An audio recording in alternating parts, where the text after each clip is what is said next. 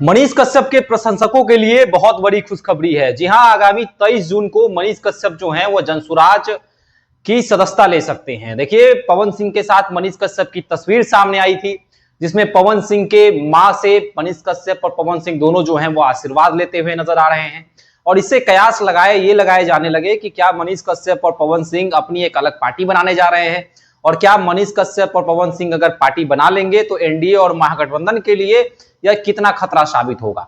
लेकिन अब मनीष कश्यप ने यह क्लियर कर दिया है कि आगामी 23 जून को वह जनसुराज में सदस्यता लेंगे। देखिए, मनीष कश्यप ने यह लोगों से पूछा था, अपने प्रशंसकों से पूछा था कि मुझे क्या करना चाहिए, क्या मुझे भाजपा में रहना चाहिए या फिर हमें जनसुराज में जाना चाहिए या फिर कोई अलग पार्टी बनानी चाहिए। लेकिन मनीष कश्यप की जो राय जनता से लिया था, उसमें जनता ने यह राय दिया है कि उन्हें जनसुराज ज्वाइन करना चाहिए, यानी कि उन्हें जनसुराज में जाना चाहिए। देखिए, प्रशांत किशोर जनसुराज के प्रणेता हैं। अगर मनीष कश्यप जनसुराज में आते हैं तो प्रशांत किशोर जो हैं वो मजबूत तो जरूर होंगे। देखिए, बीते दिनों कई नेता जो हैं वह जनसुराज में शामिल हुए हैं। अगर आरसीपी सिंह की आप बात कर लें तो आरसीपी सिंह जो है उन्होंने जनसुराज की सदस्यता ली। उदय सिंह को जनसुराज ने अपना राष्ट्रीय अध्यक्ष घोषित कर दिया और उसके बाद यह लगने लगा कि जनसुराज जो का खेमा जो है वह धीरे धीरे मजबूत हो रहा है। और अब पवन सिंह और मनीष कश्यप की चर्चा है कि आगामी 23 जून को ये दोनों, यानी कि पवन सिंह की भी बात की जाए तो पवन सिंह भी जनसुराज में जा सकते हैं। देखिए, अगर भोजपुरी अभिनेता अभिनेत्रियों की बात की जाए तो कुछ महीनों पहले आपको याद होगा कि अक्षरा सिंह ने जनसुराज की सदस्यता ली थी, लेकिन अक्षरा सिंह उस हिसाब से जनसुराज में एक्टिव नहीं हो पाई। एक बड़ा पीसी जो है अक्षरा सिंह ने बुलाया था और उसके बाद उन्होंने ये कहा कि मैं जनसुराज में अब शामिल हो रही हूं, लेकिन उसके बाद से जनसुराज से अक्षरा सिंह धीरे धीरे कटते हुए नजर आई।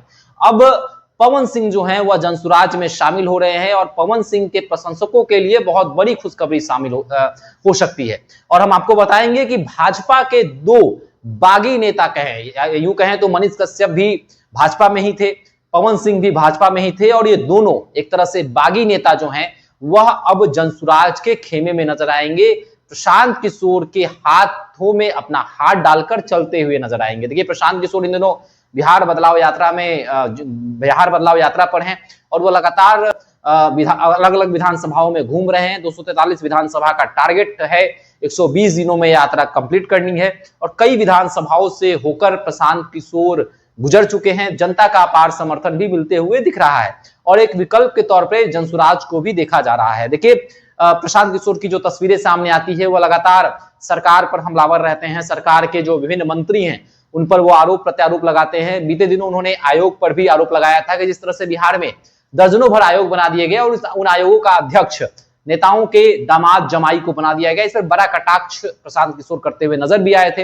अशोक चौधरी को भी आरोप हाथे लिया था और कहा था कि अशोक चौधरी जो है वह परिवारवाद कर रहे हैं। देखिए, अब प्रशांत किशोर के साथ साथ मनीष कश्यप और पवन सिंह भी जो है सरकार पर बरसते हुए नजर आएंगे। मेरा कहने का मतलब यह था कि अब प्रशांत किशोर का जो हाथ है वह धीरे धीरे मजबूत हो रहा है और एक तरह से युवाओं के चहेते भी कहे जाते हैं पवन सिंह के लाखों करोड़ों में प्रशंसक हैं, विदेशों में भी प्रशंसक हैं। और अगर जनसुराज से अगर पवन सिंह को टिकट मिलता है तो कहीं ना कहीं बिहार की राजनीति में एक अलग तस्वीर देखने को भी मिल सकती है और कई सीटों पर पवन सिंह और मनीष कश्यप के कारण एनडीए को कह सकते हैं कि हानि भी उठाना पड़ सकता है, यानी कि उन्हें घाटा भी हो सकता है। जिस तरह से शाहाबाद लोकसभा चुनाव 2024 की बात किया जाए तो शाहाबाद के क्षेत्रों में पवन सिंह ने अपनी छाप छोड़ी थी और पवन सिंह के कारण कई सीट जो है वह एनडीए लूज भी कर गया था। तो अब मनीष कश्यप भी इस खेमे में है, पवन सिंह भी खेमे में है, आरसीपी सिंह भी जनसुराज के खेमे में है और प्रशांत किशोर तो है ही।